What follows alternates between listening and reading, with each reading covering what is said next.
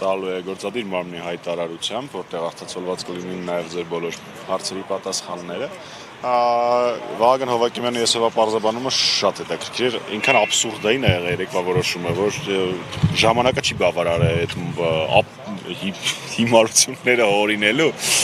Մի գիշեր նստեմ մտածել են նոր էր այդ հիմարությունը, որ այնտեղ արդեն ծիծաղը առաջացնում ես ամեն ինչը, որովհետև ինչ հաշվում է հայաստանյան քաղաքացիների որոշումը բանի տեղ չդնել։ Ես ուղղակի ուզում եմ, որ բոլորը ֆիքսեն։ Փաշինյանը ասում է հետևյալը. ես թքած ունեմ, դուք ինչ եք ասում։ Բոլորը դիմադիր, ընդդիմադիր, նախկին, կարևոր չի։ Ես թքած ունեմ։ Հաջորդ ինչ անելու, սահմանադրական բարեփոխումներ անելու թագավոր չէ։ Փաշայի կոչում է տալու իրեն։ Իզուր տվեցի ես այդ գաղափարը իրեն, կարող է ինքը դառնա Փաշա Փաշինյան, սահմանադրությունով անցկացնեն, տենց ֆիքսեն, որ Հայաստանում իշխանությունը պատկանում է Փաշա Փաշինյանին։ Ինչ վատավոր։ Պարոն Ամիջանյան, ասում են ընդդիմադիրներ չեն, հանցագործներ են, ասում են ընդդիմությունը լեգիտիմ չի։ Դուք լուրջ դեմքով ակնկալում եք, որ ես հիմա դուք լուրջ դեմքով, այլ ես լուրջ դեմքով այդ հիմարությունները մեկնաբանեմ։ Ընդ որում դուք նկատեցիք, որ իրանց մոտ հանձնարարական փոխվեց։ Ընտրությունների հաջորդ օրը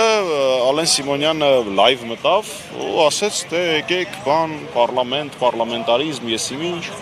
Հետո հանկարծ դարձավ, որ ոչ մեկ ոչ մի ձայն չունի, ընդդիմության ոչ մի մարդ ոչ մի ձայն չունի,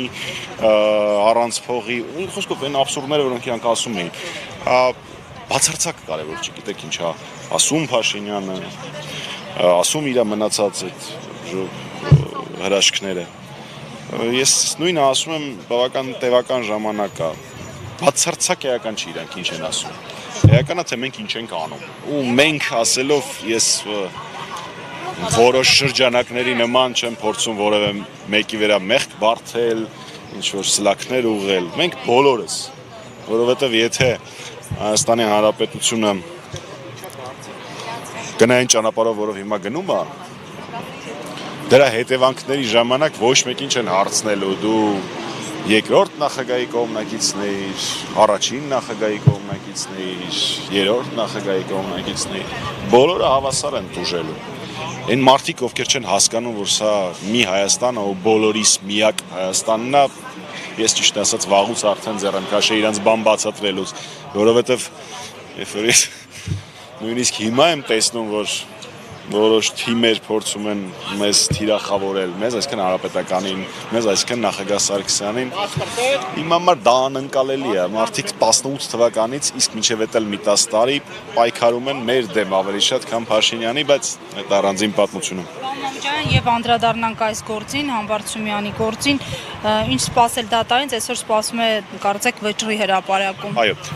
ես միշտ խուսափում եմ այդ սպասումների հարցին պատասխանել, ինչի, որովհետև միշտ կա ինչ-որ փոքր հույս, որ դատավորը կվարվի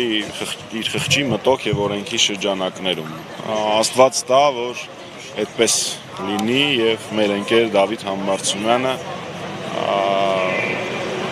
հայտնի ազատության մեջ, որովհետև բոլոր այն մարդկանց համար, ովքեր այս գործից տեղյակ չեն, բացի նրանից, որ այդտեղ գործ չկա։ Բացի նրանից, որ վկաներից եւ տուժողներից մի քանիսը գործի ընթացքում ասում էին մենք ենթադրում ենք, որ պարոն Համբարձումյանը այսինչ բանն է արել, բառացի ցուցմունք է, դատարանում ահանջ է։ Ասում տեսել ես այսինչ բան, ասում չէ, ինձ թված տենց է անելու։ Մի խոսքով, այստեղ գործ չկա, այս գործը ժամանակին կարվել է այն տրամաբանությամբ, որպեսզի կասեցվի Դավիթ Համբարձումյանի, ով հանդիմության միացյալ թեկնածուն է impeachment-ի, դեռևս շարունակում է լինել 8-րդ գումարումը քանի դեռ գոյություն ունի, բացառապես իրեն պատժելու չթողելու քաղաքականությամբ զբաղվել։ Իրենք իրենց արշինով էին չափել Դավիթին, մտածում էին, որ կարողանան վախեցնել, Դավիթը իմանալով, թե ինչ է իրեն սպասվում, գործուղումը ընդհատեց եւ վերադարձավ Հայաստան։ Նաեւ մեր բոլոր այն քաղաքացիների համար, որոնք քաղաքականության մեծ սիրահար չեն եւ շատ մանրամասն չեն հետեւում, ասեմ, նմանօրինակ հոդվածներով նորից Դավիթը կապ չունի այդ հոդվածի հետ, բայց նմանօրինակ հոդվածներով այն նույն դատավորը, որը Դավիթին կալանք ա տվել, երբևէ նմանօրինակ վճիռ չի կայացրել, երբևէ մի անգամ ա կայացրել, այն էլ զենքի կիրառումով, բանով, մի խոսքով տոնց գրեթե terroristական ակտ ա եղել այդ դեպքում։ Մի բան էլ հիշեցնեմ, սիրելի քաղաքացիներ, եթե Դավիթի վճիռը, որը ապօրինաբար նախորդ դատավորը կայացրել էր, լիներ ընդամենը 2 ամսով քիչ, այսինքն ոչ թե 6 տարի, 2 ամիս, այլ 6 տարի, ապա Դավիթը կանցներ ամնիստիայի համաներման տակ, բայց հատուկ հանկարծակի, այդպես ոնց է ստացվում, էլի որ հենց 6 տարի 2 ամիս էր պետք, հենց 6 տարի 2 ամիս տվեցին։ Ես չեմ ասի թե ինչ ակնկալիքներ ունեմ դատարանից, Աստված առաջ, հուսամ իմ ընկերը կլինի ազատության մեջ մի քանի րոպեանց։ Նամիջանյան եւ եւս մեկ հարցընտրությունների հետ կապված այս պահին քննարկում է մանդատներ վերցնելու, չվերցնելու, փողոց դուրս գալու եւ այս այլ հարցեր, ձեր խորհուրդը որն է միասնական։ Ես այս պատասխանը տվել եմ երևի արդեն բոլոր լրատվականներին Հայաստանում։ Ես